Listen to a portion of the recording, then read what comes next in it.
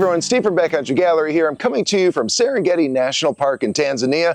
What I wanted to do today is kind of show you what I take for camera equipment when I come to the Serengeti. And I did a video kind of like this a few years back, and I was shooting mostly Sony then, and this is mostly Nikon, or this is all Nikon right now. So I kind of want to show you what I pack. But I think you'll find the principle behind those two videos is the same, because the idea behind what you want to bring as far as gear goes, as far as bodies and lenses, is pretty much the same no matter what manufacturer you're using. And I'm going to talk about that when we get to the lens part. But first, I want to kind of go over all the little smaller accessories and the bag I use and all of that good stuff. And by the way, pro tip, if you happen to have a very heavy bag, sometimes people struggle with getting the weight limits taken care of, because sometimes it's only like 30 or 40 pounds or sometimes less.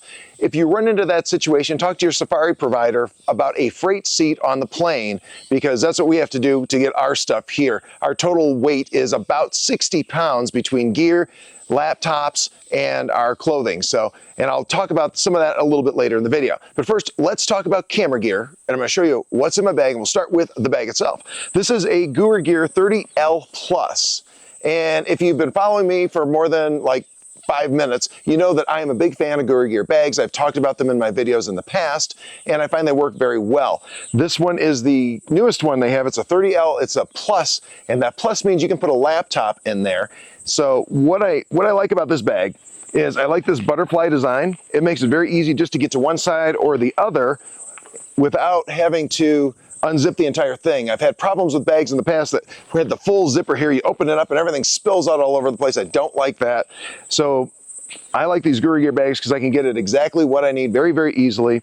They're very durable. One of the big pluses with this that we have found is how well they comply with airline standards. Now, if you're on a normal flight, a domestic or international or whatever, normally it's not a problem no matter, even if you have a larger bag, right? But we've seen people with roller bags have problems on some of these small commuter planes, particularly in like South Africa going to Botswana. Sometimes the overhead compartments are really narrow and you just can't put any kind of a roller bag in those things. So you have to check it.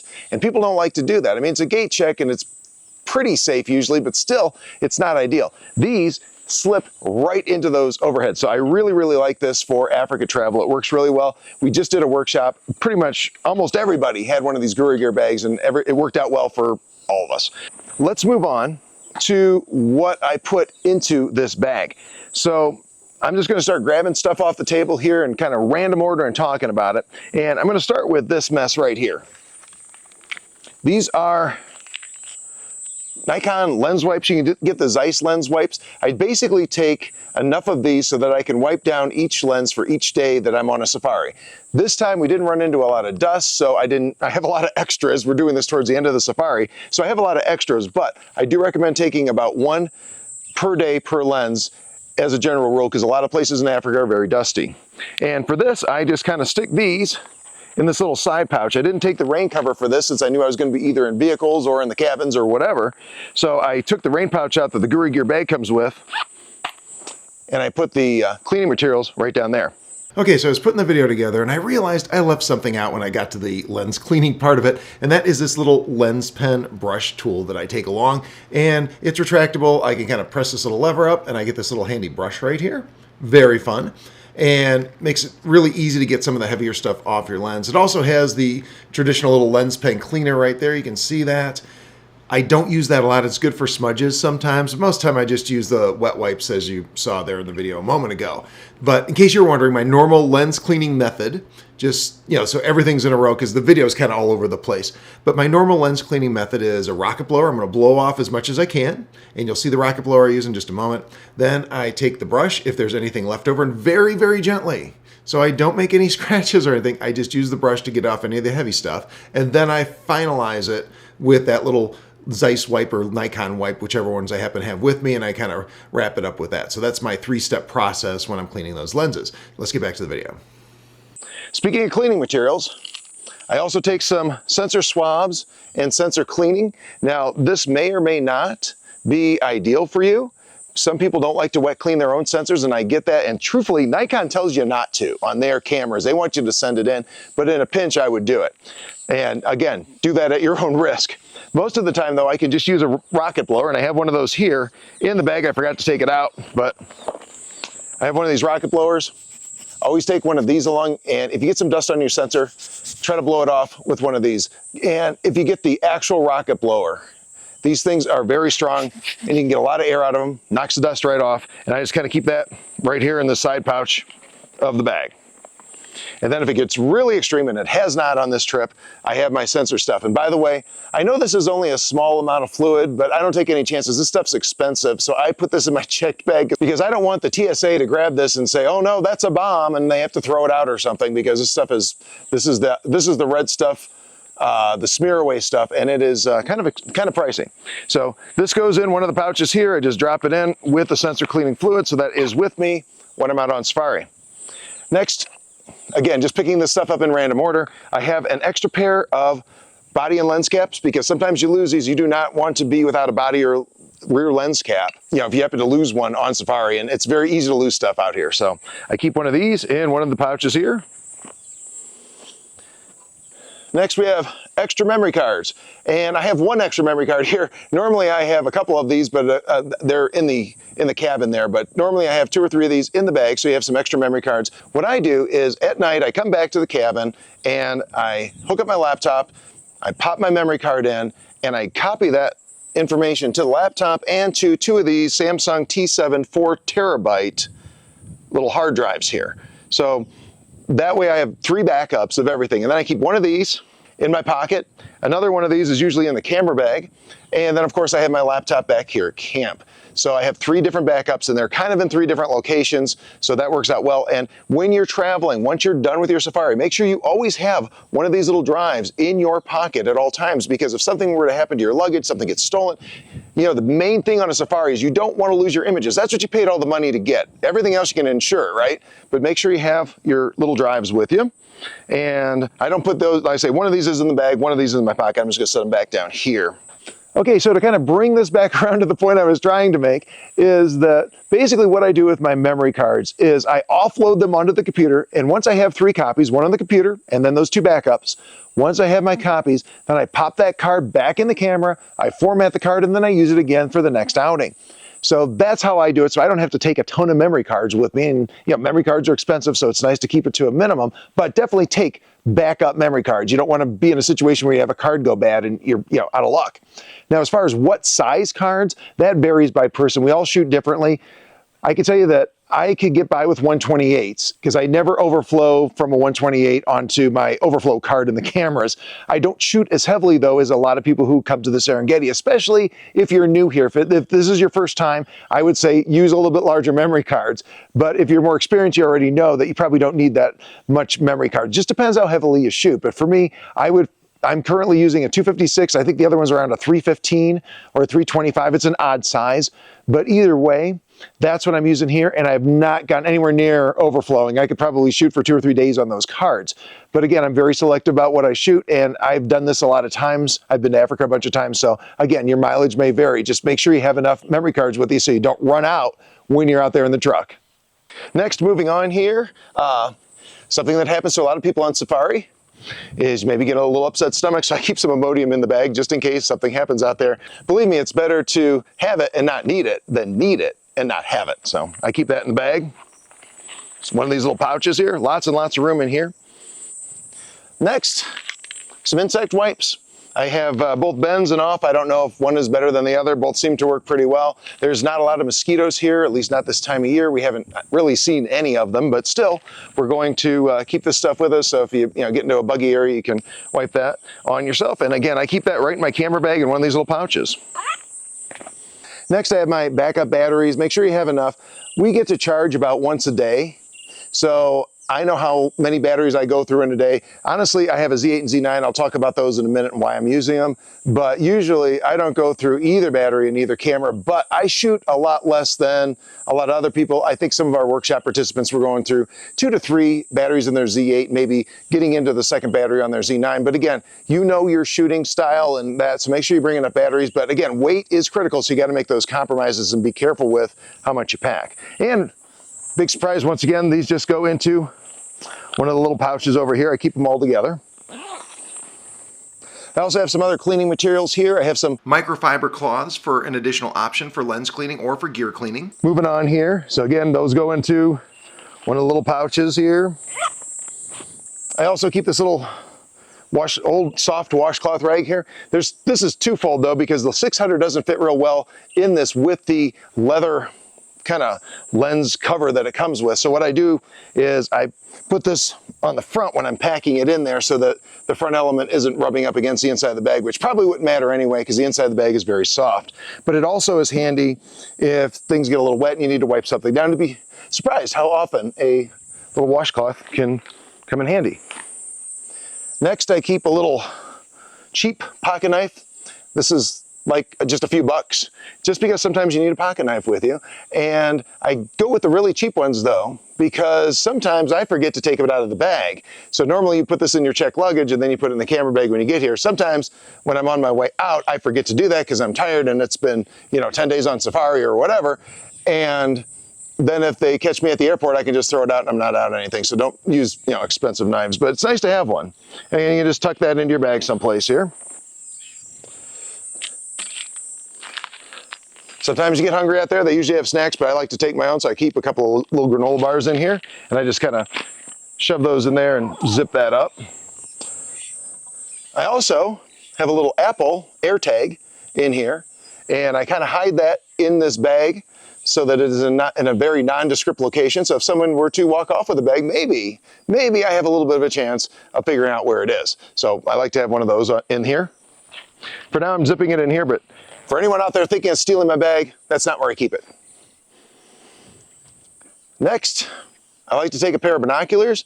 I know there's some controversy. I saw some stuff on the BCG forums about if you take binoculars to Africa. I think it's a must. I love having these little binoculars. These are Swarovski binoculars. This is a CL 8x25. They're very small, very compact, and you can crunch them down like that and fits easily into the camera bag. I usually kind of tuck it in with a lens or something with something wrapped around it. So, but this works really well. There's just a lot of times something's off in the distance, you just want to get a better look at it. And heck, sometimes even from the car when you're within shooting range, maybe you got the photos and other people in the car are still shooting, and you just want to get a little better look at the animal. I love having these along, highly recommend it. Now, let's talk about the reason you're watching this video. What cameras does Steve bring to Africa, right? So basically on this trip, I have my Z8 and my Z9, and the reason is because they're Nikon stop cameras, and those are the ones I have. They both work really well. They have fast frame rates. They have good bird and animal detection. It works really well out here. They're both very rugged, very durable. And the main thing here, though, is that you have two.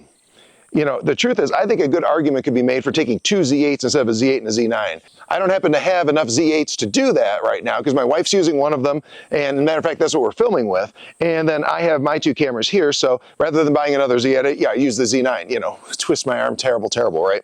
But anyhow, it works really well. Both cameras have performed flawlessly here. I've been very happy with their performance. Now, the big thing with cameras, though, is redundancy. You want to have at least two camera bodies. It doesn't matter if one is a high-end or a low-end, if you have two low-end or two mid-range. Doesn't matter so much which camera bodies you have, as long as you have two of them, because we have seen on our workshops cameras fail. Fortunately, that did not happen on this trip. However, I've seen it in other trips where we've had people with cameras that get dropped or have some kind of a damage or just start malfunctioning. So it's kind of rough out here. When you're in safari vehicles, things are bouncing around, things get kicked around, and having a backup camera is fine. Like my wife, for instance, is taking a Z8 and a Z7 II here. That's what she's using, and she's going back and forth between them. The Z8's the primary, but she has the other one as the backup and secondary camera.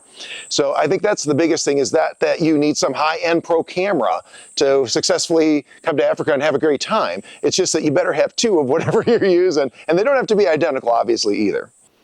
And beyond just the safety of having the backups, it's nice to have two cameras so you can have two different lenses on them so you can easily switch focal lengths as needed. You can grab one or the other. And it makes it much quicker in the car when you have to do that. Plus, if you're in a dusty area, which happens a lot here, it's nice to have your primary lenses already mounted to your cameras and not have to change them all the time.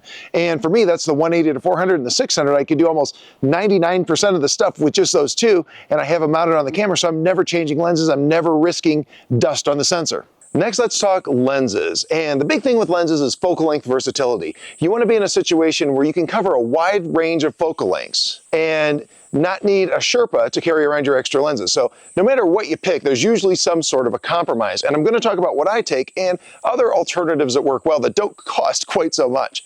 So for me, this is my kit. Right now I have 3 lenses with me. It looks like 2 because one of them is filming this, and that is the 24 to 120. I'm sorry, I was going to say 105. It's a 24 to 120 Nikon lens, and that is filming this right now. And that is good for some wide angle, scenic stuff. If you get close to an animal, you can put that animal kind of dominating in the foreground and kind of zoom out a little bit and get that big landscape. Here in the Serengeti, landscapes abound. It's a really pretty location. So I like to have that lens. Now, I'll tell you this though, if I had to sacrifice one of these lenses, it would be this one right here, the 24 to 120, simply because I only use it a handful of times. So it's not what I would call a critical lens to have along, but it is nice if you have the room for it. Now, as far as the next lens, it's the 100 to 400. It's this one right here on the Z8, the 100 to 400. And this is sort of my environmental shot lens, or if something's really close. For the most part, I have my drivers kind of stay back a little bit from the subject. I don't like it right on top of them, because the problem is when you're on top of the subject, this is what you do with your lens. You point it down, and it never looks good when you're pointing down at the subject. So I have my drivers stay back a little bit so that I can use longer focal lengths, like 400 millimeter here, or 600 millimeter over here, or even with my teleconverter in sometimes. But most of the time, we're shooting for something where we can use maybe a 600 millimeter focal length. But again, it all depends. If I'm trying a more environmental shot, I like to have this lens. The zoom is very versatile when you're trying to crop those landscapes with the animal in them. You call them animalscapes. And I've used it a lot on this trip just for that purpose. So that is lens number 2. And my next one is the 600 TC. As you can see, sitting here, this big boy. And this lens has been absolutely fantastic. I always take a 600 f4 on these trips. And again, in a moment, I'm going to talk about why you don't necessarily need to do that. But for me, I always take a 600 f4. One of the big things with this, of course, is the built-in teleconverter. I love being able to flip that in and out. In Africa, I tend to use teleconverters probably more than other places, simply because you're in the vehicle and you don't have a lot of versatility as far as you can't just take a couple steps one way or the other. So I'm constantly on and off with teleconverters. So having the switch here has been fantastic. And this lens has been just phenomenal here in Africa. It's really, really worked out well for me. And again, I find that it's really good for getting in there, getting those nice isolated close-ups, those nice, portraits of lions or cheetahs or whatever your favorite predator is. And it's also good for smaller animal like owls or eagles or things of that nature, little small birds, things like that. So this lens has been absolutely essential. A lot of times people will tell you don't need 600 millimeter in Africa, and that has not been my experience at all. I use 600 millimeter here probably more than any other lens. This lens, the other ones are kind of a close second some days, but most of the time, the majority of my stuff is definitely shot on this 600 f4. Now, let's talk about some alternatives here, because obviously I have a gap here, right, between 400 and 600. And that, for some people, would bother them, like, oh, you don't have all those focal ranges covered. What I've found is it's not that big of a deal to be at 400, then put the 600 on, because here's what happens. If I'm at 400 and it's a little short, I can do a little crop, and I can get in there, and it's fine. If I have to do a heavy crop, guess what? Then I should probably have the 600 millimeter on anyway. So the 400 to 600 gap isn't quite as painful as it might sound. And I've used a similar kit with Sony. I've had the 600 f4 with the 100 to 400 Sony, and they're 24 in this case to 105. And every time I go to Africa, these kits work really well. I never feel like I don't have enough lens or I'm limited in some way. I'm able to work with all of these focal lengths really, really well here. All of that said, though, I know not everyone is going to run out and buy a 600 f4 or even rent one for one of these trips. And we have had tremendous luck with the 200 to 600s and 180 to 600s of the world. That works really, really well on a trip like this. And in a lot of cases, I've had people use just those lenses and been very happy. If I was doing it, maybe I'd take that lens and I would take maybe something like a 70 to 200 or at least one of the shorter lenses so that you have a little bit of range covered there. And that's a really good combination, much more affordable than this. Another thing that's been really popular here are 600 PFs. They are really fun to shoot. They're small, they're light, they're easy to handhold in those vehicles. You can maneuver around really well with them. So if you're thinking of that kind of a lens here, it works great, but I wouldn't just take a 600 PF. You also would want to take something like the 100 to 400. And again, I would recommend if you have the space to use a wider angle lens as well. So the big thing there is, again, focal length versatility. Get as much versatility as you can in the amount of money you have and the amount of room you have available to you when you're coming on these trips.